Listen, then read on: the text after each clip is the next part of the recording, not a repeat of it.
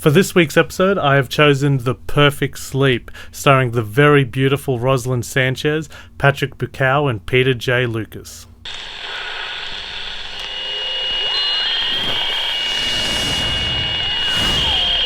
A nameless man, played by Anton Pardow, is brought back to a city where he tried to escape from many years ago. The city is a world full of assassins and kings, and many want him dead. There is only one thing in his life that keeps him going, and that is Porphyria, a beautiful woman played by Rosalind Sanchez, who has known him since he was a young boy. There is heavy dialogue and themes that draw from Shakespeare, Dostoevsky, and Raymond Chandler. The film projects a fairy tale 1930s noir world with heavy Art Deco style architecture, and the film looks absolutely fantastic. There are constant images of wind farms that feature heavily at the beginning of the film, in flashbacks, and towards the end of the film, that I think was a disastrous choice that the filmmakers made. I think it completely destroys, it just seems so out of place to see such modern technology in that Art Deco style world. The film does so well at generating a noir world, and I feel like the modern wind farms just completely destroy that atmosphere. The fight scenes in this movie are incredible, very well choreographed, great gunfighting sequences, and they're just so brutal. You really feel the pain of all the characters, that the physical battles that they engage in. It feels really brutal, and you feel a lot of their pain. It's also really good seeing martial arts style choreography from martial arts genres in the backdrop of American noir films. I thought the combination between the two was very interesting.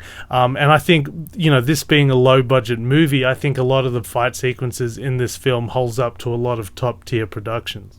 The main character, played by Anton Pardow, who is also the movie's writer, I think does a very good job in this movie. You really feel his pain, and he gets beaten up in almost every single scene in this movie, which is very rare. Usually you don't see the main character or a star willing to get their face bruised up, their face all cut up and everything like that. Anton Pardow, I guess, not being a renowned actor, is willing to throw himself in the deep end, and it really strengthens the character in the film. You really root for him because he suffers so much. He's deeply in love with Porphyria, and it is tearing him apart internally, which really came across to me. The pain that is behind his eyes is it's subtly creeping into every inch of his soul. Anton Pardow really pours so much into it, and I think it culminates beautifully with an emotional scene between the two. The main character, Porphyria, played by Rosalind Sanchez, is absolutely beautiful. She embodies almost like a powerful princess that the hero has been in love with his entire life, and I can see why. Patrick Buchow plays Nikolai, who carries incredible authority on screen. He plays a powerful king and is really awesome here.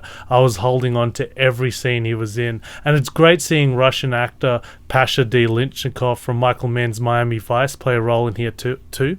And it's also great seeing Peter J. Lucas from David Lynch's Inland Empire in this movie as well. But the person that steals the show is Tony Amidala, who plays crazy hitman doctor. He's really exciting and terrific to watch, and he gets to quote some lines from the greatest plays ever written.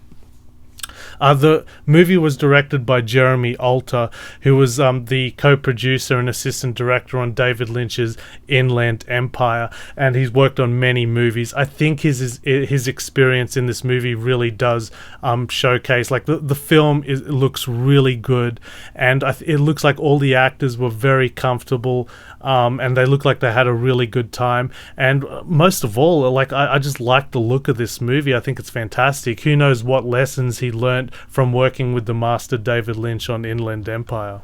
A big issue with The Perfect Sleep is its length. This movie goes on for a really long time. It should have been a straightforward 90-minute noir revenge movie. Instead, it goes on for 1 hour and 45 minutes. There are just way too many characters that the film tries to cram in there. There are they give you so much information on each one. They introduce so many. You're constantly in a flashback. I was losing track of the plot really quickly, but granted, I am am pretty bad when it comes to the plot.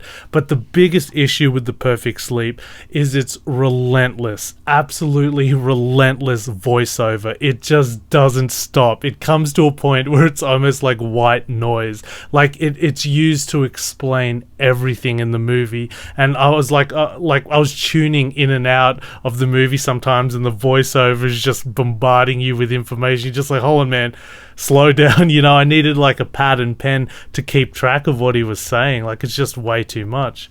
I think there is a really intelligent movie in The Perfect Sleep. I think Anton Pardo and Jeremy Alter have made a really intelligent movie somewhere in here. It just needs a very heavy edit. Like, there are great themes that draws from Shakespeare, Dostoevsky, and Raymond Chandler, but they really need to cut out a lot of the voiceover, cut out even some of the characters, cut down the length of the movie, and you'll have a really good revenge noir movie here.